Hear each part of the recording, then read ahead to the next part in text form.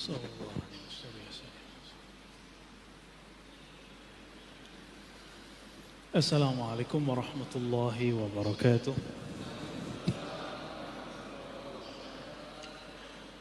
Alhamdulillahilladzi hadana lihadza wa ma kunna linahtadiya laula an hadana Allah. Asyhadu an la ilaha illallah wa asyhadu anna Muhammadan abduhu wa rasuluh. Allahumma salli wa sallim wa barik ala Sayyidina Muhammad wa ala alihi wa ashabihi wa li baitihi wa zurriyyatihi ajma'in wa ba'du. Insyaallah Bapak, Saudara, sahabat yang dimuliakan Allah, pada pagi yang berkah ini kita akan mengkaji kitab Haqa'iq Anit Tasawuf. Sudah ada terjemahannya, silakan dicari. Namun alhamdulillah saya dapat hadiah dari masjid. Warnanya masih kuning. Kitab kuning, Pak.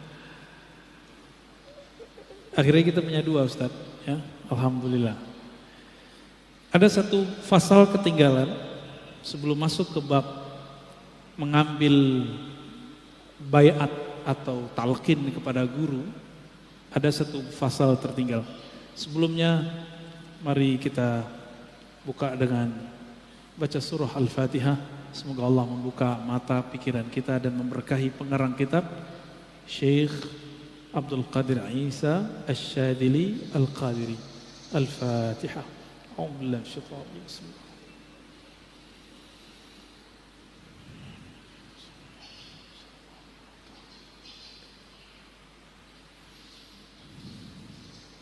Baik.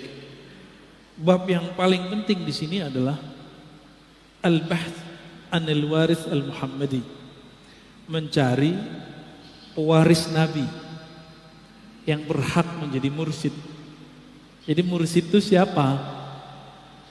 Gitu ya. Bukan orang yang sekedar dapat ijazah, itu belum tentu. Mungkin dia dapat ijazah kemursyidhan, tapi kualitasnya bisa jadi belum. Ya. Kita ringkas saja, jika seorang dokter harus sekolah dulu, harus ada praktek dulu, koas. Lalu ada jam terbangnya. Dokter yang sudah lama berbeda kualitasnya dengan dokter yang baru. Benar gak?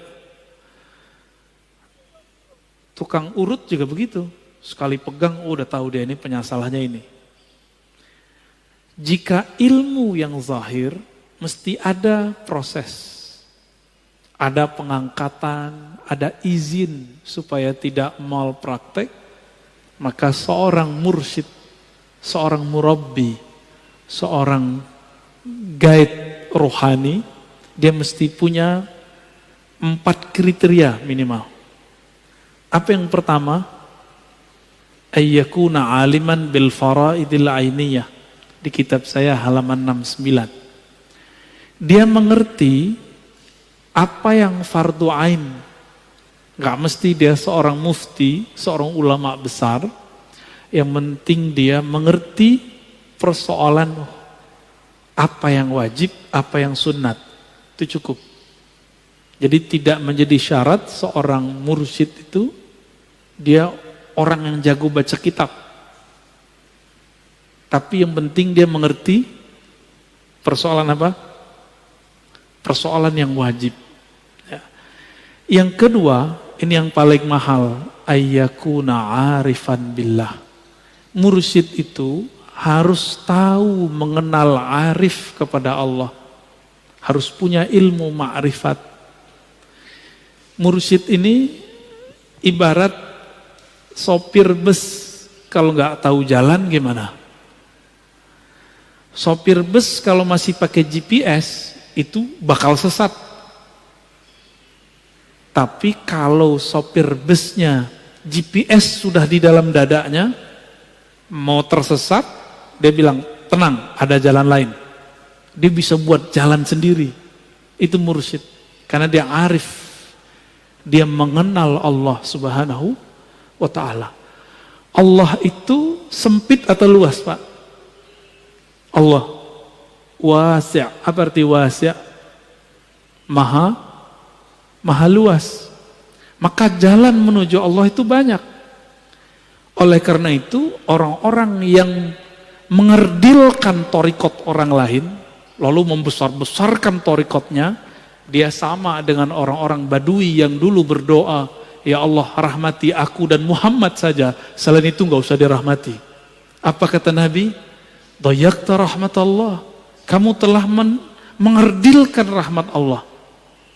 Jadi hati-hati yang punya mazhab, punya manhaj, punya torikot, silahkan percaya dengan guru, yakin dengan ilmu guru, tapi jangan merendahkan torikot yang lain. Tarkualat antum. Ya. Terjadi makomnya makom Badui. Ya. Beda dengan makom-makom yang lain. Dulu Umar begitu, awal-awal, tapi setelah mengerti beliau nggak begitu lagi. Lagi di luar, mendengar ada orang baca Quran, beda yang dia dengar dari Nabi. Itu orang dia seret. Kamu harus bertanggung jawab depan Nabi. Kan gitu bahasa-bahasa orang yang baru mengerti. Lalu Nabi kemudian bertanya, apa yang engkau baca? Dibacalah oleh orang yang disalahkan oleh Umar. Apa kata Nabi? Hakadha uzil, begitulah ayat Quran diturunkan. Umar kamu baca.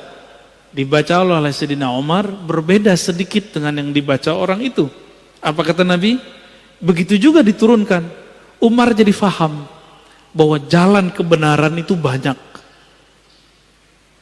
Jadi jalan kebenaran itu luas, Pak. Namun iklan kecap nih bahaya ya. Hati-hati. Malu-maluin sesama torikot, sesama sufi, saling hantam menghantam.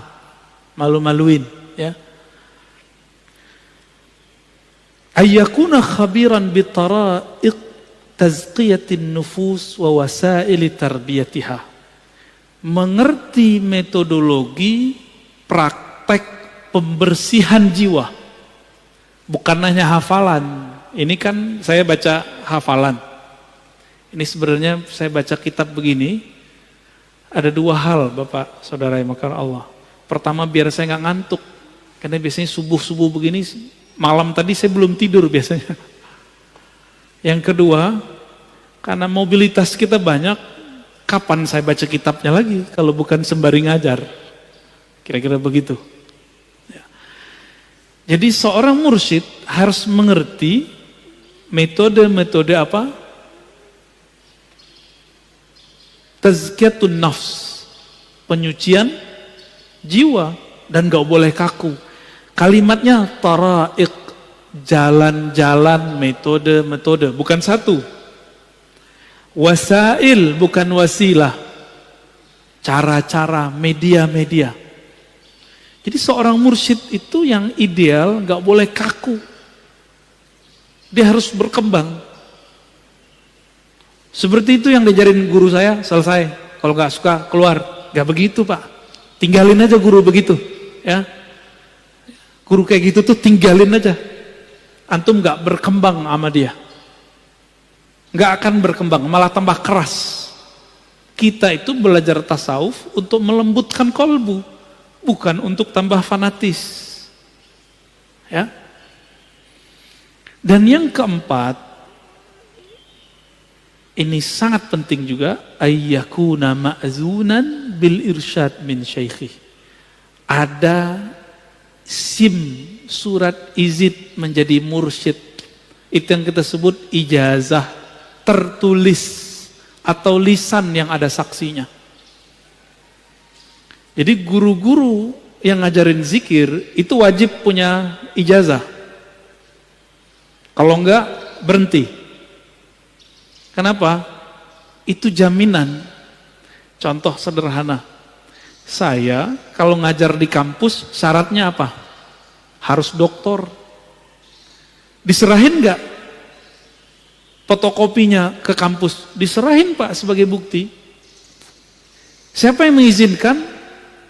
Rektornya. Siapa yang mengangkat saya jadi rektor? Jadi doktor? Rektor di kampus saya dahulu. Jika ilmu akal mesti diangkat, mesti ada ujiannya, mesti ada latihannya. Masa ilmu yang sangat berbahaya kalau tidak ada guru ini, terus tiba-tiba orang ngaku jadi mursyid tanpa ada guru yang mengangkat. Ya. Nah, itu mustahil. Itu mustahil, ya. Nah, ini penting. Jadi ada 4. Apa yang pertama? Si mursyid mengerti ilmu fikih walaupun tidak sampai level ulama mufti. Yang kedua, dia punya ilmu ma'rifatullah. Ah, inilah yang manis dari kolbunya. Jadi manis madu yang ada di dalam diri seorang mursyid itu adalah ma'rifatnya kepada Allah. Apa kata Imam Yahya bin Mu'az Ar-Razi? Seorang wali itu menyimpan manis di kolbunya, yashummuha ahluha, yang pasti tercium oleh ahlinya, walaupun dia nggak pakai baju wali, nggak pakai baju ustadz, nggak pakai baju kiai, kecium Pak nanti. Lama kelamaan kecium. Yang paling susah mencerna dan mencium bau kewalian itu keluarga dekatnya. Kenapa? Dia biasa melihat sisi kemanusiaan, sisi manusiawi daripada si waliullah ini. Maka dia berpikir, masa suami saya wali? Masa bapak saya wali? Masa saudara saya wali? Begitu. Jarang. Itulah rahasianya kenapa Abu Jahal, Abu Lahab tidak beriman kepada Nabi Muhammad sallallahu alaihi wasallam. Ya. Jadi jangan baper, Pak. Nabi Lut istrinya khianat gak? Nabi Nuh juga begitu. Anak Nabi Nuh juga sama. Ya.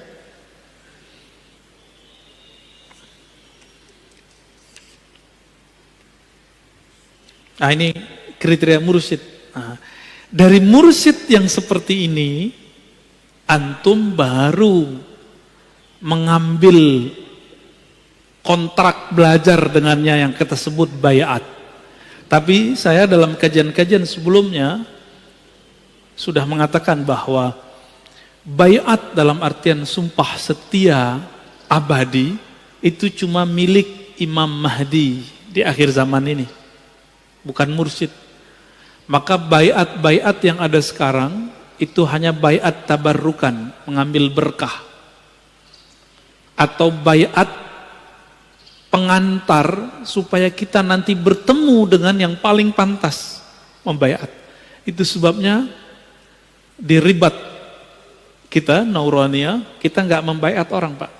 Kita cuma mentalkin zikir. Maka di sini ada akhzul ahdi, ngambil bayat.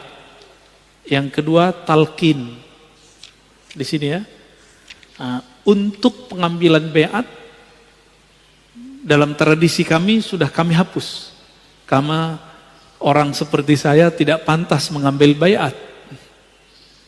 Yang pantas mengambil bayat adalah Al-Ghaus Al-A'zam, Al-Wali, Al-Waris Al-Muhammadi, Al-Muntazar, wa huwa Al-Imam Al-Mahdi. Ya. Di akhir zaman ini yang paling pantas siapa?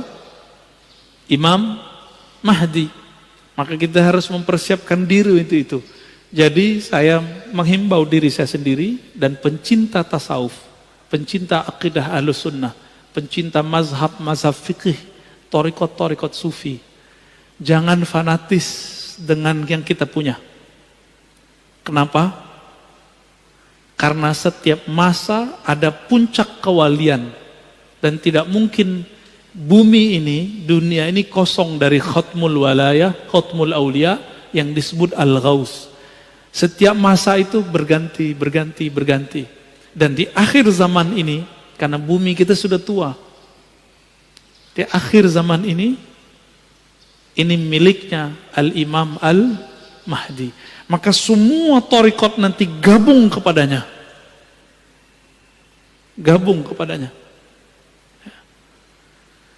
Jadi sekarang kita pakai thariqat itu cuma wasilah supaya rohani kita terjaga.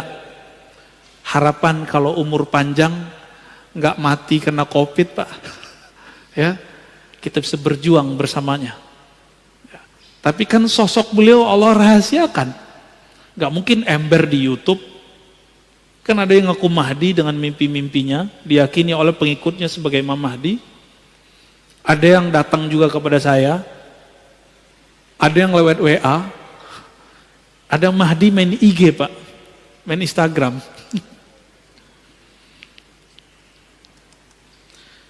Apa dalil mengambil baiat itu ada? Itu ternyata di Quran ada. Dulu semua mursyid kalau ngambil talqin zikir dan baiat itu bacakan ayat ini. Surat Al-Fat ayat 10. A'udzubillahi minasyaitonirrajim. Innal ladzina yubayyi'unaka. Sesungguhnya orang-orang yang mengambil sumpah setia kepada engkau wahai Muhammad. Karena Nabi Muhammad sudah wafat, pewarisnya sampai ke mursyid yang ada. Innama yubayyi'una Allah. Mereka sebenarnya sedang mengambil sumpah setia kepada Allah. Jadi mursyid ini harus tahu jalan kepada Allah, sehingga tangan dia terkoneksi dengan yadullah. Kita nggak usah terjemahin yadullah. Apa arti yadullah? Tangan Allah. Terantum bayangin lagi tangan. Bukan, kita serahkan maknanya kepada Allah. Yadullah fawqa aydihim. Yadnya Allah di atas tangan mereka. Ya, terus sampai akhir ayat, ya. Ini dalil bahwa baiat itu ada di Quran. Ada di hadis. Nah, dalam hadis Nabi SAW, Nabi SAW kadang membaiat perorangan, kadang membaiat jamaah. Ada yang menarik, Nabi itu sebelum hijrah, itu sudah baiat Khadijah, baiat Ali, baiat Abu Bakar. Itu udah dibaiat semua tuh. Berarti perorangan. Lalu dalam perkembangan ada baiat yang dilakukan di rumah Baitul Arqam. Berarti ada macam-macam baiat, ada periodik. Setelah itu berkembang, datang utusan dari Madinah 12 orang. Itu baiat Aqabah pertama. Karena tempat baiatnya di Aqabah. Diam-diam itu Pak, diam-diam walaupun kemudian menyebar. Lalu baiat Aqabah kedua sekitar 70-an orang. Nanti Al-Imam Al-Mahdi mungkin juga sudah akan melakukan proses ini. Sebelum dia muncul, diislah oleh Allah, itu akan terjadi proses ini. Sebelum puncaknya nanti ada baiat di Masjidil Haram, di Mekah, di belakang Rukun Yamani. Yaitu di belakang makam Ibrahim. Di situ ya, atau antara makam Ibrahim dan Rukun Yamani. Di situ nanti ada baiat. Siapa yang membaiat beliau? Disebut mereka pewaris Ahlul Badar. Jumlahnya sekitar 313. Itu yang gelombang pertama yang besar. Nanti akan terus datang dari mana.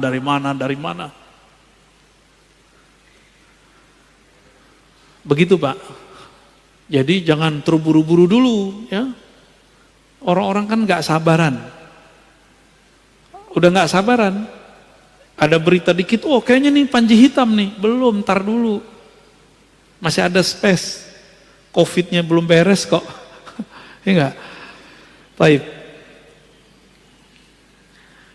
Berarti ada baiat fardi, ada baiat jama'i.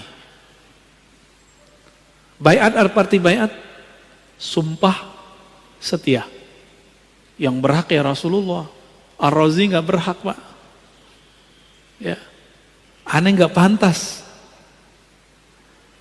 Siapa yang pantas? Mursyid. Mursyid itu cuma ngambil berkah.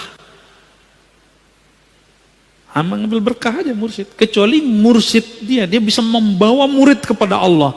Silakan antum ngambil baiat orang. Ini mursyid aja masih was-was.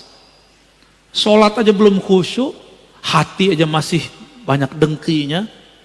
Masih banyak ghaflahnya, ngambil baiat orang. Terus mau dibawa kemana tuh murid? Maka saya mengajak diri saya sendiri dan antum, mungkin di luar sana yang praktisi tarekat, ya ukur-ukurlah diri, hasibu anfusakum qabla an tuhasabu. Ukur dulu dirimu, pantas enggak? Ya. Enggak pantas Pak kita. Saya menganggap diri saya enggak pantas. Kalau antum merasa pantas, silakan. Ya. Oh, saya sudah punya ijazah 10, enggak? Ya.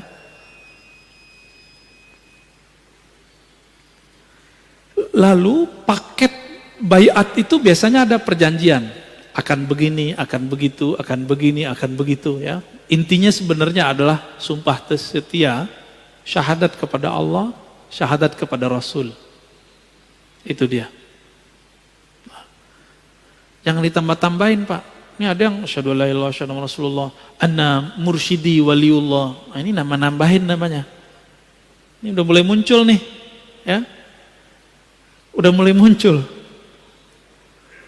Dulu di Jiran itu ada namanya Darul Arqam. Itu difatwakan sesat di sana karena dia syahadat asyhadu alla ilaha illallah Rasulullah wa anna fulan waliullah. Itu. Walaupun sebenarnya itu tidak merusak syahadat pertama dan kedua, tapi bagi orang-orang yang sensitif itu dianggap menambah-nambahkan. Ini saya dengar beberapa thariqat sudah mulai begitu.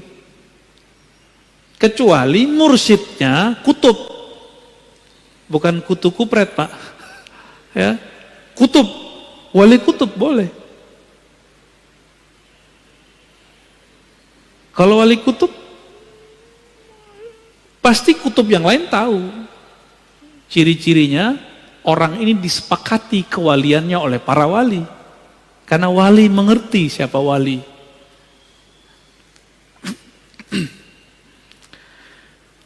Apalagi paket dari baiat. Nah, ada setelah itu, namanya talqin. Apa arti talqin? Bimbingan zikir. Kalau seorang bayi belum bisa makan, disuapin nggak sama bapak ibunya? Disuapin. Seorang murid yang masih baby, yang baru, belum bisa mandiri, disuapin sama gurunya. Itulah sebabnya mursyid itu abul muridin, bapaknya murid. Maka mursyid itu boleh dipanggil ayahanda, boleh dipanggil abi, abati, walidi. Seperti di Jawa itu Romo Kiai, ya gitu ya. Kalau di Sumatera itu biasanya manggilnya ayah, abah. Di Sunda manggil abah ya, abah anom, itu kan ada kan, abah sepuh. Itu panggilan akrab sebenarnya. Kalau dalam bahasa Inggris ya, father, ya itu kan artinya sama.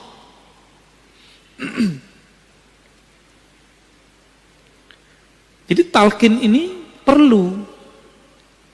Seorang mursyid nggak mungkin langsung mentalkin. Dia lihat dulu istiadat ruhiyah si murid, kesiapan murid. Ada murid yang bisa langsung dikasih talqin, ada yang tidak. Kenapa? Talqin itu ibarat kita nanam biji atau nanam padi. Ini orang kota semua ya, pada nggak ngerti kali ya. Kalau saya dulu pernah nanam padi sawah. Itu sebelum sawahnya ditanamin, bekas panen sebelumnya, tanahnya keras nggak? Diapain? Dibajak dulu Pak. Membajak sawah sebelum ditanami, itu namanya prakondisi talqin. Itulah fungsi tazkiyatun nafs. Jadi tazkiyatun nafs itu paketnya sebelum talqin, saat talqin, setelah talqin. Seorang murid, kolbu dia itu seperti sawah, gersang. Harus dicangkul dulu, dibajak dulu, dibajak, sampai lembut. Kalau sudah lembut, diairin. Sudah diairin, lalu benihnya ditanamin atau tancepin. Itulah talqin. Jadi apa arti talqin? Menancapkan biji kalimah tauhid ke dalam kalbu murid. Itulah yang dimaksud dalam surat Ibrahim, syajaratun thayyibah, kalimatun thayyibah, ya. Bahwa kalimat yang indah itu, kalimat yang bergizi ini la ilaha illallah, itu ditanam dalam kalbu murid. Dia seperti pohon. Makanya orang-orang ahli kasyaf itu kalau antum baca la ilaha illallahnya ikhlas, itu ada pohon tumbuh, terlihat sama dia. Jika di dalamnya ikhlas, itu pohon langsung berbuah. Bukan di sini berbuahnya, di surga. Beberapa ahli kasyaf dulu melihat, tapi mereka bingung, dikira hadis, padahal bukan hadis. Dari kalimah itu muncullah Allah ciptakan malaikat bersayap. Terbang dia. Ada juga yang melihat begitu, dikira hadis Nabi. Bukan, itu bukan hadis Nabi. Itu kasyaf, visualisasi yang terlihat oleh orang yang kolbunya sensitif. Ya, kalau nggak punya ilmunya jadi halu. Hati-hati Pak ya. Jadi perlu nggak talqin zikir? Kalau bagi saya talqin zikir wajib. Karena Nabi mentalkin para sahabat. Coba kita lihat riwayatnya. Pertama riwayat Imam Ahmad, Tabarani, dan Bazzar. 3 riwayat. Ini disahihkan oleh Imam Al-Haythami. Dari Shaddad ya, bin Aus dan Ubadah bin Samit. Apa kata beliau? Kunna inda Rasulillah sallallahu alaihi wasallam. Dulu kami pernah bermajlis bersama Nabi sallallahu alaihi wasallam. Lalu Nabi bertanya, hal fikum gharib? Ada orang asing enggak? Ya, ini ahlul kitab. Kata rawi ahli kitab. Tapi kalau saya menjelaskan enggak mesti ahlul kitab, tapi orang-orang awam atau orang-orang musyrikin. Lalu kami menjawab, la ya Rasulullah, tidak wahai Rasulullah sallallahu alaihi wasallam. Lalu apa kata beliau? Kata Aus, kami diperintahkan menutup pintu. Kalau sekarang matiin lampu, gitu ya. Biasanya kalau orang mau talqin tuh, itu dibuat kondisi sesenyap mungkin, senyaman mungkin. Jangan sampai lagi zikir nanti ada yang ngetuk-ketuk, buka pintu gitu. Maka dikunci pintu, bighalqil bab. Nabi memerintahkan itu agar pintu dikunci. Faqal, lalu Nabi mengatakan, irfa'u aydiyakum, angkat tangan kalian. Diangkat Pak, itu modelnya. Lalu Nabi mengatakan, qulu la ilaha illallah, bacalah la ilaha illallah. Nah, itu ada tekniknya. Tekniknya disembunyikan oleh periwayat hadis, periwayat ilmu zikir, yang nanti antum cuma dapatkan sama mursyid tariqat. Itu tekniknya gimana? Supaya kalimah ini bisa menggoncang isi kolbu. Iza zukirallah wajilat qulubuhum, disebut nama Allah, kolbu bergetar. Nah, itu ada tekniknya Pak. Farafa'na aydiyana, lalu kami mengangkat tangan kami dan baca la ilaha illallah. Selesai, apa kata Nabi? Alhamdulillah, segala puji milik Allah. Allahumma innaka ba'astani bihadhil kalimah wa amartani biha wa wa'adtani 'alaiha al-jannah wa innaka la tukhliful mi'at. Ya Rabb, engkau telah mengutusku dengan kalimat la ilaha illallah dan memerintahkanku untuk menyebarkan kepada umatku, dan engkau mau janjikan siapa yang membacanya pasti masuk surga. Sesungguhnya engkau tidak tukhliful mi'at, melanggar janjimu. Maka semua yang hadir itu dijamin masuk surga sudah. Orang yang hadir saat itu dijamin masuk surga. Ini salah satu metode. Metode apa namanya? Metode talqin. Ada metode yang kedua. Kalau ini jamaah. Sekarang khusus Sayyidina Ali. Hadis ini riwayat Imam Tabarani dan Bazzar. 2 imam dan kualitasnya hasan. Suatu kali Sayyidina Ali karamallahu wajhah bertanya kepada baginda Nabi sallallahu alaihi wasallam, Apa kata beliau? Ya Rasulullah, dullani ala aqrabit turuqi ilallah. Tolong tunjuk ajar aku jalan terdekat menuju Allah. Jadi kalau kayak sekarang ini banyak yang nanya, Ustaz, Buya, Kiai, itu kalau nanya ke ulama, gimana cara cepat kenal Allah? Sama, Sayyidina Ali nanyanya begitu. Jadi boleh nggak nanya begitu? Bukan boleh lagi Pak, diharuskan. Zaman udah begini, ya. Covid menyerang kapan saja, maka kita harus siap dengan ma'rifatullah. Apa jawaban Nabi? Oh, dia tambahin, wa ashaluha ala ibadih. Cepet, ringan. Enak ya? Cepet tapi jangan berat. Itu sukanya antum kan? Kalau antum kan nggak mau disuruh puasa 40 hari kan nggak mau. Melek 20 hari kan nggak mau. Disuruh zikir 70.000 kali kan nggak mau. Maunya yang paling cepat, paling mudah. Wa afdaluha indahu, dan lebih afdal di sisi Allah Subhanahu wa taala. Jadi 3 sekaligus, lebih dekat, lebih ringan, lebih tinggi di sisi Allah. Ini pinternya Sayyidina Ali kalau nanya.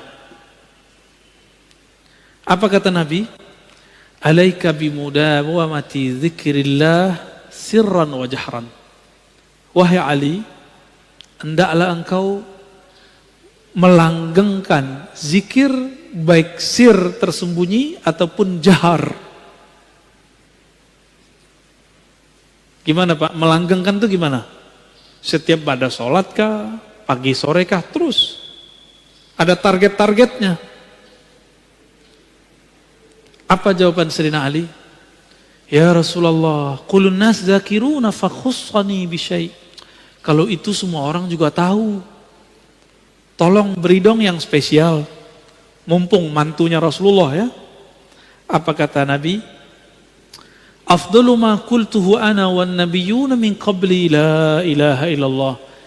Yang paling afdal, yang paling cepat, yang paling ringan, paling tinggi di sisi Allah, yang dulu dibaca oleh para nabi dan sekarang aku juga mengulang kembali. Apa itu?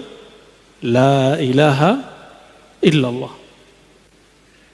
Seandainya kalimah ini ditimbang, maka semua langit bumi dunia itu kalah. Maka kalau ada, mohon maaf, antum ini ahli dakwah, kenapa dakwah hanya tidak mengena di kolbu jamaah? Mungkin kurang kuat kalimatullah, kurang banyak tabungan la ilaha illallahnya, sehingga kalamnya nggak berat, kalamnya cuma masuk telinga, keluar telinga.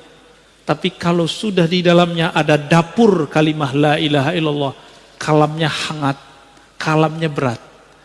Karena tumbuh dari kolbu, masuknya ke dalam kolbu.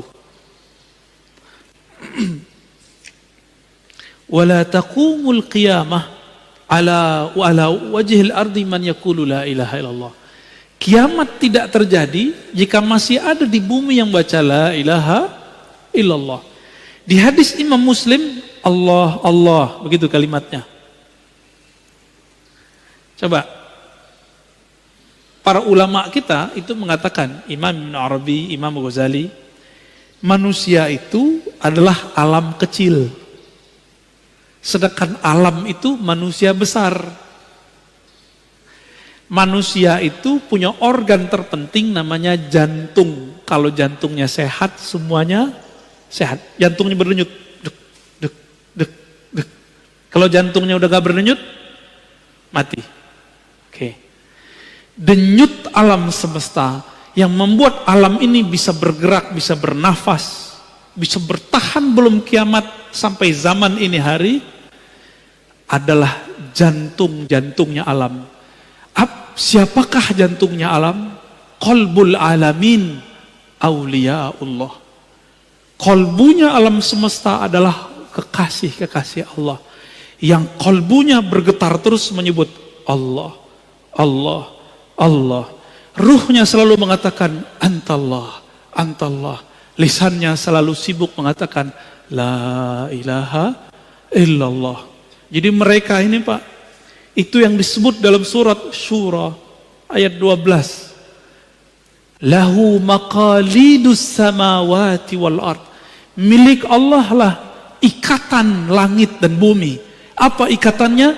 La ilaha illallah, subhanallah, alhamdulillah, la haula wala quwwata illa billah, Allahu akbar. Ini 5. Itulah yang dipakai, yang dibaca oleh malaikat pemikul aras. Jadi malaikat memikul aras itu kan ada 8. Benar. Disebutkan dalam surat Az-Zumar ya. 8. 4 di kanan, 4 di kiri. Itu zikirnya tadi. Lalu yang kelima, la haula walanya sama siapa? Itu ada pada qalbu wali. Kalau walinya mati, atau sudah nggak ada yang baca kalimah itu di bumi, itu tiang aras goyang. Itulah kiamat. Jadi nggak usah khawatir dulu, kiamat masih bisa diundur. Cuma ngundurnya nggak tahu Pak, bisa lama apa bisa cepet. Ya, saya ulangi. Kolbu, jantung itu organ terpenting tubuh manusia, benar?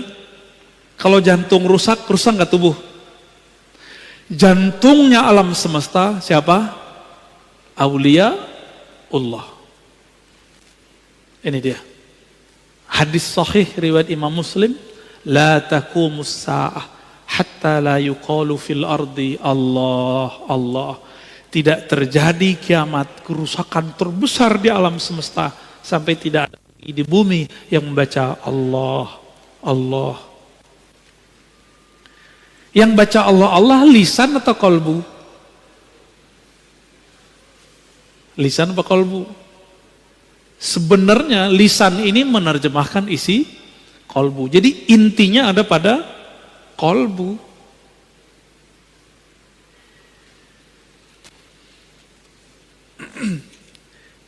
Lalu Sayyidina Ali nyundul lagi, nanya, wahai Rasulullah, itu kalimah saya tahu, tapi tekniknya gimana? Itu pertanyaannya. Mumpung sama Nabi, berdua sama Nabi beliau. Apa kata Nabi? Ghammid ainaik wasma' minni la ilaha illallah. Pejamkan matamu lalu baca la ilaha. Wah, ini teknik talqin dalam thariqah. Maka dalam semua thariqah sufi itu mata mesti dipejam Pak kalau zikir. Itu bukan tidur. Jadi antum kalau pergi ke zawiyah-zawiyah, surau-surau, pesantren zikir, mereka merem itu bukan lagi tidur Pak. Merem itu lagi zikir. Cuma kalau yang di sini merem beneran tidur ini. Oh tidur kan? Gak apa-apa, biarin. Itu lagi programming.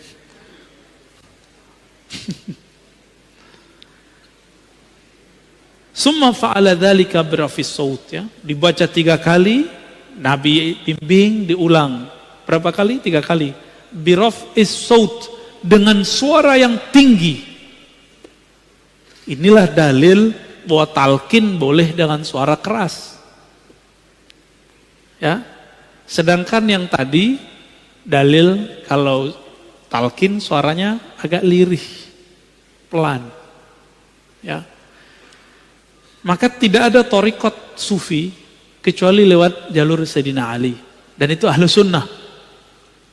Kenapa? Karena Nabi pernah mengatakan, Ana madinatul ilmi wa aliyun babuha. Aku adalah kota ilmu, Ali pintunya.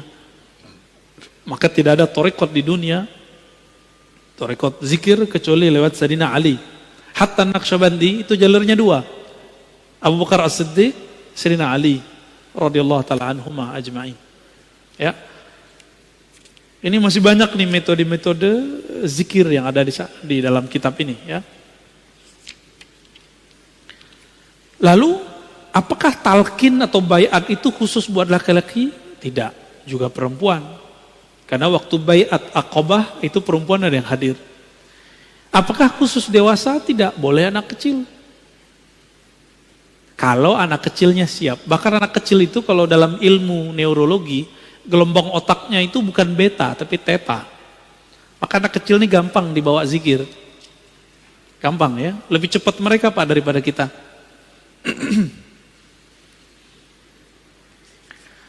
Oke, kira-kira itu kajian yang paling penting pada pagi ini. Pertama tentang syarat atau kriteria mursyid yang dicari, ada 4. Kemudian apa yang kita ambil dari mereka?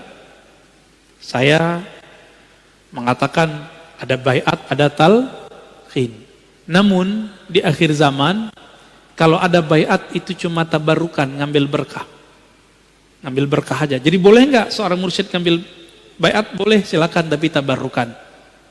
Dalam hatinya harus mengatakan yang berhak ini adalah pewaris tunggal Nabi, yaitu Al-Imam Al-Mahdi. Dia cuma naib aja, cuma wakil, ya. Lalu kemudian yang ketiga, ada macam-macam metode talqin, ada berjamaah, ada pribadi. Nah, inilah yang kemudian tidak diwarisi oleh ahli fikih, tidak diwarisi oleh ahli akidah, tidak diwarisi oleh politisi. Ustadz politisi nggak bakal kenal ini kalau dia nggak pernah bertorikoh. Yang tahu ini siapa? Ahli torikot. Maka nggak mesti ustadznya nggak tamat Timur Tengah, nggak mesti. Kalau dia ke Timur Tengah nggak pernah ngambil talqin, sama. Karena talqin itu dulu diambil oleh ulama kita di Mekah, di Madinah, di Hadramaut, di Mesir, dibawa nyebar sudah ke negeri kita. Ya, alhamdulillah. Maka tidak ada negeri wilayah di Nusantara kecuali wali-wali Allah dulu pernah menyebarkan talqin zikir la ilaha illallah. Jadi kenapa Bapak Saudara sahabat bukan Allah, zikir-zikir kita kurang menyentuh kalbu? Karena belum pernah disuapi oleh ahlinya. Maka saya berharap carilah ahlinya, berguru kepadanya, ikuti metodenya. Jangan langsung suka-suka antum, Pak Kiai, talqin langsung dong. Gak bisa begitu. Dia punya metodologis, ikutin aja. Itu namanya adab berguru. Pak Kiai, saya kan sudah lama, langsung aja. Kalau kiainya tersinggungan gawat Pak. Kamu cari aja guru yang bisa kamu buat suka-suka. Bisa digituin ntar sama kiainya. Ya. Jadi kita kalau berguru ada nanti adab-adabnya. Insya Allah nanti di pertemuan ke depan ada namanya adab terhadap guru dan sahabat. Insya Allah. Ya. Wassalamualaikum warahmatullahi wabarakatuh. Silakan Ustaz. Alhamdulillah. Terima kasih Buya atas materinya. Kita lanjut ke sesi tanya jawab nih, menarik.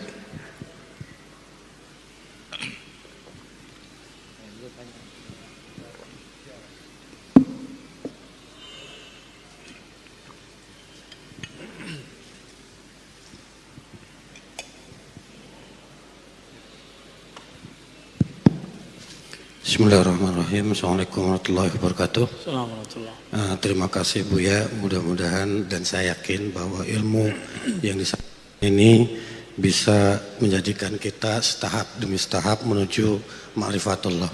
Amin. Di dalam syarat yang disebutkan untuk mursyid itu memiliki ijazah tertulis atau lisan, sebagaimana disebutkan dalam kitab ini. Kemudian tadi Buya mencontohkan beberapa profesi, seperti dosen harus punya ijazah S3 yang disahkan oleh kampus di mana dia kuliah.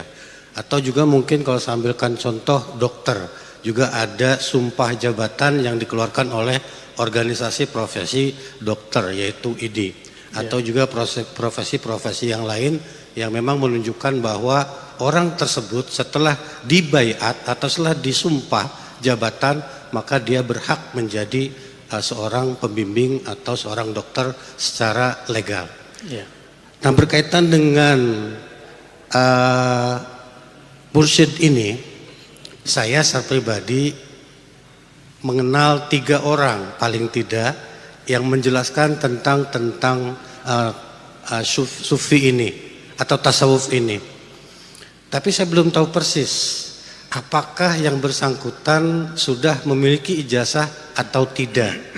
Bagaimana saya untuk mengetahui bahwa ijazah yang dimiliki, kalau suatu saat saya tanyakan, itu adalah betul-betul ijazah yang memiliki legal formal yang ditetapkan oleh, katakan dalam tanda petik, profesi kalau ini profesi Buya ya, profesi torikoh tadi atau sebagai mursyid tadi, siapa yang mengeluarkan untuk saat ini ijazah tersebut supaya kita yakin, karena betul yang dikatakan Buya tadi, banyak sekali torikoh yang ditawarkan oleh orang-orang tertentu yang mengatasnamakan dirinya sebagai seorang mursyid.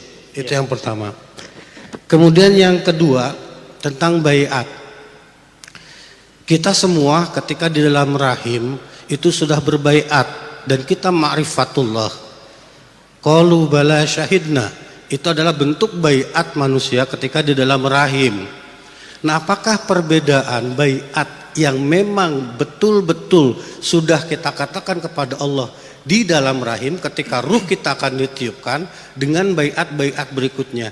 Apakah ada baiat major atau mayor yang tadi disampaikan kita kepada Allah ketika di dalam rahim, kemudian ada baiat-baiat minor atau baiat-baiat pendamping setelah itu yang dibutuhkan? Oke. Cukup Dulu itu dulu. Terima kasih. Buka halaman 81. Ada judulnya Tanaqulul Izni. Bagaimana proses perizinan ijazah dalam dunia tarekat. Karena di zaman Rasulullah dulu tidak banyak sahabat yang berani mendaulat dirinya menjadi guru kecuali diizinkan Nabi. Maka sikap atau sistem yang ketat itu kemudian berkembang. Di abad kedua, kata Imam Amir Asy-Sya'bi, apa kata beliau? Dulu ilmu ini ilmu sudur, ilmu fikih kah, akidah kah, apalagi ilmu zikir itu ilmu sudur, ilmu dada, adanya dalam rohani. Namun ketika ilmu itu ditulis, syarakana man laisa minna, syarakana man laisa bi ahlin, maka ikut serta membaca teks tersebut orang yang tidak ahlinya. Semenjak saat itulah Muhammad bin Sirin mengatakan, apa kata beliau? Sammu lana rijalakum. Itu tertulis dalam Sahih Muslim bagian muqaddimah. Ketika setelah muncul orang-orang mengaku, maka diperlukan ijazah, sanad. Apa kata Muhammad bin Sirin? Kami setiap kali dengar orang mengatakan Nabi bersabda, ini zikir dari Nabi, ini kalam Nabi. Apa kata kami? Mana gurumu? Siapa gurumu? Siapa yang mengizinkan kepadamu? Sammu lana rijalakum.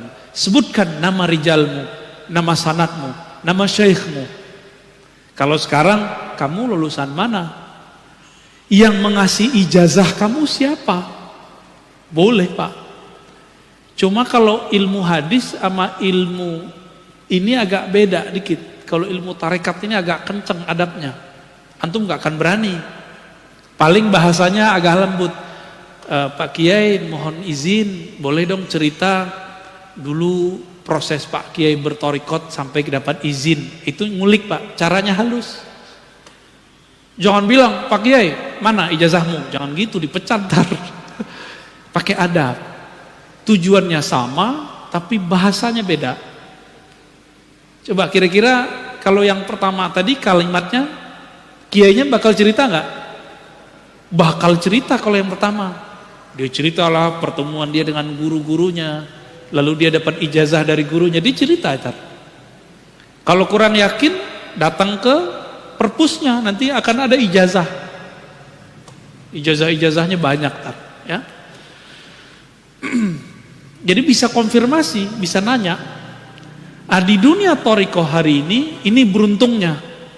Sekarang hampir semua thariqah itu ada izin tertulis dari guru. Nah ini amannya. Siapa yang mengeluarkan? Mursyid sebelumnya. Bukan jam'iyah, bukan organisasi Jatman, bukan. Jatman itu untuk menjaga habit atau menjaga kondisi, menjaga guyupnya orang tarekat lah. Itu Jatman, jam'iyah thariqah yang sekarang dibina oleh Habibna Lutfi. Beliaulah mursyid yang paling berkarisma sekarang yang membina itu. Tapi Jatman tidak punya hak untuk mengeluarkan ijazah kecuali ijazah di zawiyah dia, di padepokan dia, di surau dia, di pesantrennya, kira-kira begitu. Namun banyak sekarang fakta bahwa banyak mursyid sudah tidak mengijazahkan. Seperti Abah Anom, kalau di Banten Abah Ahmad Sukanta, dulu Bah Asrori di Surabaya udah gak nurunin ijazah Pak. Maka kepada murid-murid beliau gak usah pusing. Kan kita bukan, gak penting sebenarnya ijazah-ijazah, yang penting kita pernah punya guru, amalkan saja zikirnya sudah. Ya, amal aja zikirnya selesai, gak ada masalah. Ya, tapi tolong bedakan, zikir itu makanan kolbu, adapun makanan ruh ma'rifatullah. Dan ma'rifatullah lewat taklim, ta'rif, belajar ma'rifat kepada ahlinya. Gak mesti mursyid kita sendiri, bisa jadi orang lain. Bisa jadi orang lain, ya. Itu yang pertama Pak. Jadi siapa yang punya hak mursyid yang dulu dia punya ijazah kemursidan, hanya itu yang boleh ngeluarin. Jadi kalau dia bukan orang yang dapat ijazah kemursidan, walaupun ada 1 juta, 1 miliar murid mengangkat dia, nggak berlaku. Kecuali dia buat torikot sendiri. Buat aja torikot sendiri nggak ada apa-apa. Boleh juga kok. Yang kedua tadi, saya lupa Pak. Apa tadi? Oke, baik. Baiat ruh. Bapak masih ingat gak? Nggak ingat kan? Nah, kita sebut itu amnesia ruhani. Karena Rasul sudah wafat, maka kita cari pewaris Rasul, pewaris Nabi. Mereka nanti yang akan gedor-gedor kolbu kita. Ingat lagi, kamu dulu pernah syahadat, pernah bersaksi kepada Allah. Jadi fungsi ulama itu untuk mengingatkan kita kembali syahadat yang itu. Cuma mengingatkan itu bukan dengan visual. Ruh itu kan tidak mengingat Allah dengan bentuk. Karena bentuk ruh sendiri kita nggak tahu. Bentuk, wajah, rupa itu urusan ini nih. Kalau ruh nggak, ruh itu rasa. Kenangan-kenangan rasa. Ciri-cirinya satu. Disebut namanya kolbunya bergetar. Di saat kolbu bergetar, sebagian orang nangis. Sebenarnya ruhnya sedang teringat dengan masa dia berbaiat dulu dengan Allah Subhanahu wa ta'ala. Itu fungsi mursyid Pak. Jadi kalau mursyidnya tidak pernah mengalami hal yang sama, dia nggak akan pernah mengantarkan murid ke hadirat Allah. Nggak akan pernah. Jadi si mursyidnya aja nggak bergetar kalau zikir, gimana dia bisa menggetarkan orang lain? Kira-kira begitu, ya. Itu Pak. Wallahu a'lam bishawab. Fadhal.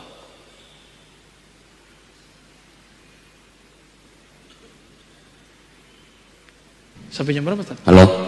Assalamualaikum warahmatullahi wabarakatuh. Pertanyaan saya Ustaz, dalam thariqah itu kadang-kadang mereka zikirnya sampai keras sekali. La ilaha illallah, gitu ya. Itu kan kadang-kadang kalau yang dekat rumahnya itu kan merasa terganggu karena keras suaranya. Sedangkan di dalam Al-Quran itu Allah berfirman, ud'u rabbakum tadarru'an wa khufyah. Berdoalah kamu kepada Allah dan tadarru dengan rendah hati, khufyah dengan suara yang samar-samar. Sementara banyak orang yang zikir dikeraskan, doa juga keras. Nah, itu yang sebetulnya yang bagaimana Ustaz, yang sebenarnya yang bagusnya yang mana itu? Apa jahar juga boleh, apa sir boleh? Kalau yang jahar itu dalilnya apa Ustaz? Kalau yang merujuk kepada Al-Quran kan harusnya kita itu kalau berdoa, berzikir ya khufyah. Artinya khofi secara pelan, secara samar-samar gitu ya. Baik. Itu aja Ustaz pertanyaannya. Wassalamualaikum warahmatullahi wabarakatuh. Atau perempuan? Akhwat, nggak ada. Okay. Ini pertanyaan konfirmasi sebenarnya ya. Karena antum kayaknya pengamal zikir keras juga. Itu nurnya nyambar-nyambar Pak. Kalau kita berani klaim, di Quran zikirnya cuma lembut. Itu ayat yang mana dulu? Kan surat Al-A'raf ayat 205. Antum gak baca Al-Baqarah ayat 200? Ya kan? Gak baca hadis Nabi, Sahih Bukhari, Sahih Muslim, atau hadis yang tadi, biraf'is saut. Siapa yang paling mengerti isi Quran? Ahlul Quran. Siapa yang menulis tentang adab ilmu Quran? Imam Nawawi. Tibyan. Beliau juga nulis tentang kumpulan zikir, indeks zikir, judulnya Al-Azkar. Al-Azkar An-Nawawiyah. Baca pengantarnya dan itu sudah diterjemahkan kalau belum bisa bahasa Arab. Kalau yang udah bisa bahasa Arab, nikmati yang Arabnya. Apa kata beliau? Dikumpulkan, ini dalil zikir keras, ini dalil zikir lembut, dikumpulkan. Jadi orang-orang yang masih mempermasalahkan zikir keras nggak ada di Quran, itu orang nggak ngupdate ilmu. Jahilnya murokab sudah. Itu ditulis sudah abad ke-7 Hijriah, tahun 600-an Hijriah, Imam Nawawi udah nulis. Masa ente belum update juga sih? Gitu kita bilang ngomong ke dia. Apa kata beliau? Zikir jahar, zikir sir, dua-duanya tidak boleh dipertentangkan. Karena dua-duanya sabit fil Quran. Dua-duanya ada di Quran. Terus gimana? Nabi itu kadang mengajarkan keras, kadang mengajarkan lembut. Itu aja. Hanya ulama ahli fikih, ahli zikirlah yang mengerti kapan keras, kapan lembut. Jadi fas'alu ahla dzikri, tanya ke pakar zikir, kapan kita keras, kapan kita lembut. Salah satu murid dari Abah Anom datang kepada saya, Ustadz, saya kalau zikir la ilaha illallah ba'da sholat harus 165, harus kenceng. Saya tanya balik, bukannya antum dulu diajarin beliau, pangersa Abah, zikir keras, terus ada zikir lembut. Kalau lagi ngantor, kalau lagi di tempat kerja, kalau lagi safar, gak usah zikir yang keras, pakai zikir yang lembut. Maksud beliau begitu, jangan saklek. Kalau gak sesuai kondisinya zikir keras, ya zikir lembut aja. Sebenarnya zikir keras, zikir lembut itu bukan masalah afdol, tapi kondisi. Di saat kolbu kita sedang bermasalah, maka zikir jahar paling afdal. Di saat zikir kolbu kita sudah tenang, jiwa kita sudah teratur, zikir lembut itu lebih afdal. Maka muncullah satu kalam dalam riwayat Al-Baihaqi, khairu dzikri ma khafi. Sebaik-baik zikir itu yang lembut lirih. Baru nyambung sama surah Al-A'raf, wazkur rabbaka fi nafsik. Sebut nama Allah di dalam dirimu, dalam lembaga jiwamu, dengan kerendahan hati, dengan tidak menjaharkan dengan lisan. Baru masuk. Jadi ayat ini jangan dipertentangkan dengan ayat yang lain. Ya. Ini yang lucu, teman saya praktisi ruqyah membid'ahkan zikir keras. Tapi kalau dia meruqyah, dia bentak-bentak orang pakai takbir. Bentak-bentak orang pakai ayat. Padahal Nabi nggak pernah bentak-bentak orang pakai takbir, nggak pernah. Malah Nabi yang dibentak orang. Siapa yang melindungimu dari pedangku? Jawaban Nabi, Allah. Langsung jatuh dia. Jadi Nabi kalau baca Allah jadi pedang, Pak. Sakti. Kalau kita baca la ilaha illallah, takbir, udah berbuih, udah habis suara, nggak menang-menang juga. Kalah lagi. Berarti kita baru baca di lisan. Tentara Al-Mahdi di akhir zaman itu menaklukkan Rum cukup dengan takbir. Berarti takbir dia takbir yang mana tuh? Bukan takbir yang berisik, tapi takbir yang menggetarkan langit dan bumi. Yang bersumber dari kolbu, terjun, tembus ke dalam kolbu. Jadi nggak ada masalah. Mau zikir keras, mau zikir lembut. Namun kalau tetangga kita terganggu ya kasihan Pak. Zikir lembut lah. Kecuali antum lagi mabuk zikir. Ya. Apa kata Nabi? Uzkurullah hatta yakul. Zikirlah kepada Allah hatta yaqulal munafikun, sehingga orang munafik berkata, muraun, di riwayat kedua majnun, sampai orang munafik menuduh kamu gila atau ria. Ya. Makanya dulu ada yang nanya di sini, mohon maaf langsung saya potong karena beliau sudah sepuh. Itu zikir hitung-hitungan, kenapa itu? Langsung saya mohon maaf saya potong langsung, kasihan. Masih ada beliau? Masih ada? Wah, kalau Ma'ani dia nggak mau ikut ngaji lagi. Nggak apa-apa ya. Itu kenapa? Masa seumur begitu masih suuzon sama orang zikir, ntar jadi munafik kata Nabi. Bahaya. Maka semoga semenjak saat itu dia tidak suuzon lagi sama orang yang berzikir. Kira-kira begitu. Wallahu a'lam bishawab. Cukup. Begini. Oke, baik. Fadhal. Satu lagi ya. Akhir. Assalamualaikum warahmatullahi wabarakatuh. Assalamualaikum. Buya, perkenalkan nama saya Khairul Saleh. Pak Khairul. Jamaah Nabawi. Jadi saya ngikutin dari awal tadi, Buya. Mungkin ada satu pertanyaan juga yang masih bisa dibantu dijelaskan. Tapi setelah beberapa hal yang disampaikan Buya tadi tentang Shaddad bin Aus, Ubadah bin Somit, dan kebetulan saya sempat dulu ke sana itu di Palestina itu Al-Quds, Baitul Maqdis, dan kejadiannya memang unik. Satu saat itu ada orang Palestina yang memang dari rombongan narik untuk ziarah ke Shaddad bin Aus sama Ubadah bin Somit.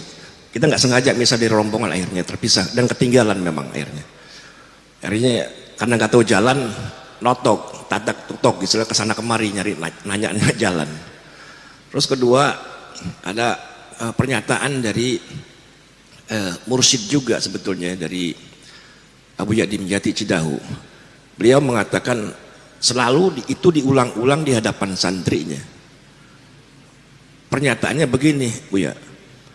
Jadi kalau ditanya tentang thariqahnya, Abu Ya tidak pernah ngaku. Padahal beliau sudah maklum diketahui dan sudah mafhum bahwa beliau itu mursyid thariqah dari Sadiliyah. Ditanya sama santrinya, thariqahnya apa? Thariqah aing mah ngaji. Thariqah saya itu ngaji. Dan itu diulang-ulang dan itu masyhur sampai sekarang. Jadi kalau ditanya tentang thariqah Abu Ya, thariqah saya ngaji. Bahasa Sundanya begitu, cuman bahasa Sunda yang logat Banten kira-kira begitu. Kedua, dari pernyataan dari Syekh Nawawi Al-Bantani ketika ditanya tentang wajibkah berthariqah, Syekh Nawawi tidak menjawab. Nah, saya kenal itu atau mengetahui sedikit tentang thariqah itu dari pernyataan-pernyataan para guru-guru yang saya dengar fatwanya begitu atau pendapatnya. Jadi bahkan ada satu pernyataan begini dari satu guru tentang thariqah itu terbagi dua katanya. Thariqah perjalanan atau thariqah madhab yang dikatakan syariat, ada di situ Imam Hanafi, Imam Maliki, Imam Syafi'i sama Imam Ahmad bin Hanbal. Itu dikatakan thariqah madhab. Itu syariat atau fikih yang kita pakai sehari-hari. Kedua adalah thariqah zikir. Thariqah zikir kita kenal semua, udah dengar diajarin sama Buya di sini. Ada thariqah Sadiliyah, ada mursyidnya sendiri, ada imamnya sendiri. Ada thariqah Naqsabandi, ada thariqah Qadiriyah, ada mursyid sendiri. Nah, ini berujung kepada satu pertanyaan yang mengatakan bahwa itu thariqah madhab itu wajib. Thariqah yang dikatakan fikih itu wajib punya imam, punya madhab. Itu wajib gitu. Bagaimana kedudukannya dengan thariqah zikir? Apakah kita ini yang awam wajib berthariqah? Karena saya perhatikan juga kalau para habaib, para sayyid itu ya tidak banyak yang berthariqah. Bahkan thariqah am yang diambil seperti pembacaan Ratibul Haddad, Rotibul Atos itu thariqah yang am yang sudah diijazahkan oleh para imam. Abdurrahman Atos sama Abdullah bin Al-Haddad itu ijazah langsung am yang dipakai langsung oleh para jamaah. Dan makanya banyak majelis-majelis zikir yang tanpa ijazah, katakan itu, apalagi bayat yang dikatakan Buya tadi. Pertanyaan saya satu, kenapa juga para habaib juga nggak banyak yang berthariqah itu? Nggak banyak. Saya tanya langsung, Bib, kenapa itu para habaib? Ya kan saya udah ada datunya sendiri ngajakin rotib, baca aja rotib, katanya begitu. Begitu Kiai. Baik. Makasih. Assalamualaikum warahmatullahi wabarakatuh. Pak Khairul ini pemain lama di thariqah ya. Saya akhirnya ketemu juga dengan murid Abu Yadim Yati. Sebelumnya 3 bulan lalu saya ziarah ke sana. Ya. Betul, beliau kalau ditanya thariqah Abuya apa? Saya dulu nggak tahu kalau beliau pernah ngomong begitu, karena kita di majelis kita jawabnya sama. Thariqah antum apa? Jawabannya sama. Thariqah saya taklim, ta'alum, ngaji. Saya baru dengar Pak barusan. Ternyata Abu Yadim Yati kalau ditanya thariqahnya apa, bukan Syazili, bukan Qadiri, bukan Naqsyabandi. Tapi jawabannya ngaji. Apa maksudnya? Beliau sedang mengajak kalau ada orang belajar zikir, zikir itu kan sudah pakem, udah kaku, udah begitu-gitu aja. Orang yang zikir kebakar Pak. Kalau dia cuma zikir, penawarnya adalah taklim. Jadi kenapa banyak, mohon maaf ya, orang belajar zikir kemudian jadi aneh-aneh karena dia nggak ngaji. Itu yang dimaksud oleh Abu Yadim Yati. Maka murid-murid beliau yang ngaji terus berthariqah pasti pada waras seperti Bapak. Tapi kalau yang cuma zikir-zikir doang, wah itu udah nggak jelas tuh. Jalan, rambut udah nggak keurus, kemana-mana, udah nggak jelas. Karena dia sudah masuk ke alam lain, dimensinya bukan dimensi ini lagi. Dan nggak bisa balik, susah baliknya. Maka beliau menyindir orang-orang yang mencukupkan thariqah itu dengan hanya ambil wirid, zikir, kebakar Pak. Zikir itu panas. Coba aja zikir. Allah, langsung hangat tuh. Hangat langsung. Kalau melewati dosisnya bisa kebakar badan kita. Ini ibarat saja. Seperti orang kebakar amat teks. Jadi ini saling tawar-menawar. Ngaji doang, garing. Benar gak? Maka orang yang jago baca kitab, tapi tidak ahli wirid, garing ilmunya. Bosan kita dengernya. Ah ustadz ini, ngoceh doang. Gitu. Kering, kita gak merasakan sentuhan kolbunya. Maka ini harus dijamak, digabung. Itulah thariqah kiai-kiai kita, abuya kita zaman dulu. Ini saya mau kasih tahu Pak, banyak yang protes. Kok Ar-Razi masih muda dipanggil Abuya? Itu bukan saya yang manggil diri saya Abuya, itu guru saya yang manggil saya Abuya. Dan di kampung saya biasa Buya, itu anak muda, tua itu dipanggil Buya. Tapi kalau Abuya, itu langsung guru kita yang ngijazahin. Jadi itu bukan panggilan saya sendiri, saya lebih senang dipanggil Ar-Razi. Ar-Razi gitu. Atau dipanggil bro gitu Pak, lebih senang karena dianggapnya muda. Kalau Abuya kayaknya tuhe ya. Mau gimana lagi? Kita hargai juga guru kita, masa kita nggak hargai? Ya, kalau saya menolak sama dengan menolak panggilan guru kan. Dan itu nggak dibuat-buat kan, antum manggil-manggil aja kan.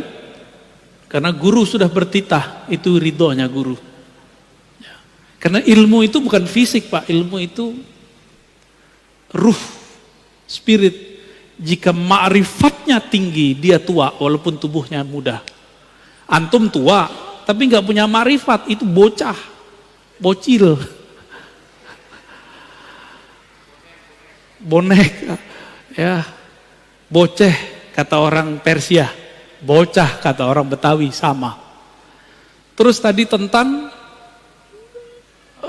kok para habaib Sayyid kok jarang bertorikoh? Antum baca buku namanya Al-Manhaj As-Sawi karya Habib Zain Sumait ya.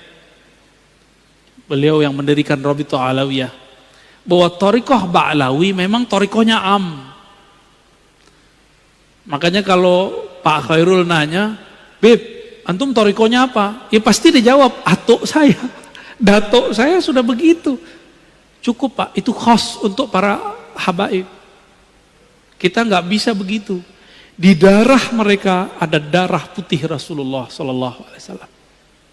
Maka mereka sedikit saja tasdik tentang abahnya, jidnya, itu langsung usul kepada Allah. Namun secara hukum alam, habaib tidak habaib kalau nggak ngaji ya jahil. Sama dengan orang biasa. Habib kalau nggak ngaji ya sama ke orang awam. Tapi kalau Habib ngaji, kita kalah langsung Pak. Kenapa kita kalah langsung? Karena dia punya mahabbah yang tinggi kepada jin-jinnya dan Sayyid al-Alamin baginda Nabi Muhammad SAW. Kalau kita kan mencoba mencari rasa dulu. Tapi untungnya Nabi menyebutkan nasab itu ada dua. Ada nasab warasah, ada nasab jisim. Ahlu bait. Maka ahlu bait ini ada dua. Ahlu bait biologis. Bin. Asegab, Atos, Adat, Aidrus. Ada 200 ya. Berapa tuh? Banyak banget itu. Ada Al-Mahjub. Ya, ada Bazara'ah. Macam-macam. Saya ke Prancis ini ketemu Bazara'ah. Tahu-tahu orang mana Pak? Orang Makassar. Habibnya diganti pakai gelar Andi. Jadi Andi itu di Makassar dulu itu pengganti gelar Sayyid Habib. Seperti di Banten diganti dengan Raden. Jadi sebenarnya Raden-Raden yang ada sekarang itu Sayyid Syarif. Namun ada yang jalur yang kuat, ada jalurnya dianggap kurang kuat oleh Rabithah Alawiyah, jalur Azmat Khan itu kurang kuat ya. Tapi kalau bagi saya semuanya zuriat Rasulullah saya hormat dan saya angkat tangan kepada mereka ya. Karena khawatir ini pesan Rasulullah sallallahu alaihi wasallam. Jadi memang ijazahnya Thariqah Ba'lawiyah itu am. Kalau mereka ngambil am, ya dapatnya am. Kalau mereka mengikuti jid yang aslinya, siapa jid aslinya? Sayyidina Ali. Sayyidina Ali ngambil talqin jamaah atau talqinnya khas? Tadi. Ngambil talqinnya khas. Fardi, berdua dengan Nabi. Maka Sayyid Habib yang ideal, dia punya guru spiritual yang mentalkin dia secara khas. Baru tergabung dalam dirinya Habib zahir dan batin. Kalau enggak, antum bisa lebih tinggi derajat kerohaniannya dari seorang Habib, bisa. Tapi jangan GR dulu. Dia punya jid namanya Ali, punya jiddah namanya Fatimah. Itu beres urusan mereka tuh. Punya Hasan wal Husain yang Nabi katakan Sayyidah Syababil Jannah. Jadi mereka kirim Fatihah aja atau salawat kepada Nabi, lalu keluarga Nabi langsung bergetar itu dirinya. Coba lihat Al-Habib Umar. Setiap salawat beliau sudah hanyut Pak. Hanyut beliau langsung. Karena cerita tentang jidnya beliau. Baginda Nabi Muhammad sallallahu alaihi wasallam. Namun hati-hati para habaib Sayyid ini jangan mengerdilkan rahmat Allah. Kan ada tadi jalur zuriat nur yang turunnya ke ulama meskipun bukan anak biologis Rasulullah. Makanya dulu para sadah, para asyraf, mereka juga berguru ke kiai-kiai yang bukan Sayyid. Kenapa? Mereka menganggap walaupun saya Sayyid, antum pewaris ilmu jid aneh, gitu ngomongnya. Maka mereka pun juga ngaji kepada para masyaikh, para kiai yang bukan Sayyid.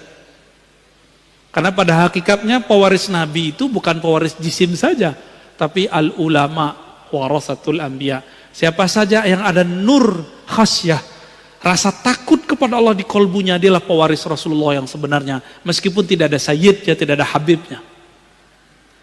Jika nanti dikumpulkan di hari kiamat, yang pertama Nabi panggil ya dia.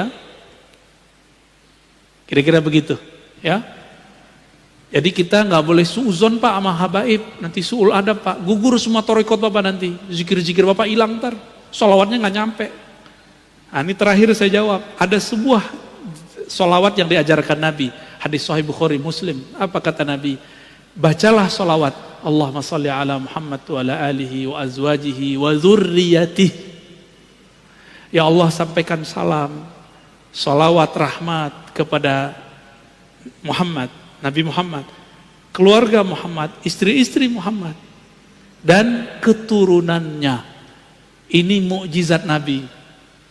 Keturunannya sampai sekarang masih ada. Jadi antum baca sholawat tuh mereka dapat Pak, zuriatnya. Tapi zuriat ada dua, zuriat ruhi, zuriat jasadi. Jadi kita yang bukan raden, bukan sayyid, punya kesempatan menjadi zuriat ruhi. Semoga kita bagian dari mereka, amin ya rabbal alamin. Saya rasa cukup ya.